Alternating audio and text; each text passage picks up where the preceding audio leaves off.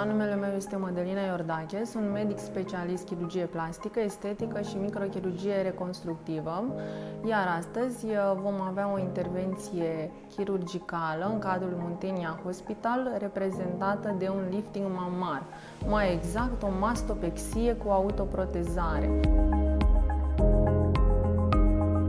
Ce înseamnă mastopexia cu autoprotezare?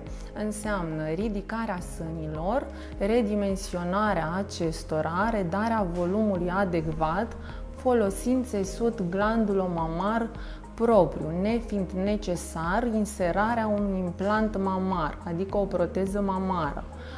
Pacienta are 52 de ani, care, în urma scăderii bruște și semnificative în greutate, după sarcină și după alăptat, sânii i-au căzut, sunt tozați.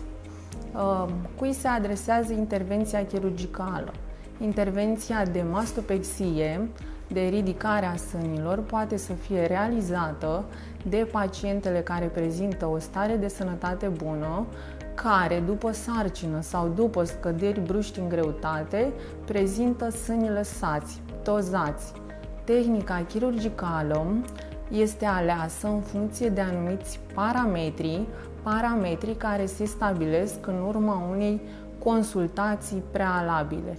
Recuperarea postoperatorie merge până la 1-2 săptămâni, este reprezentată de schimbarea pansamentelor, bandajelor postoperatorii, îndepărtarea adezivului chirurgical reprezentat de Omnistrip și purtarea unei bustiere timp de 3-4 săptămâni. Totodată este necesară evitarea eforturilor fizice intense timp de 2 săptămâni.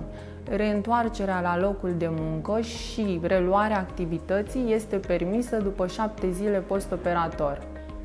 Pentru orice nelămurire și întrebare referitor la intervenția de mastopexie cu autoprotezare, respectiv lifting mamar, vă aștept la o consultație în cadrul Muntenia Hospital.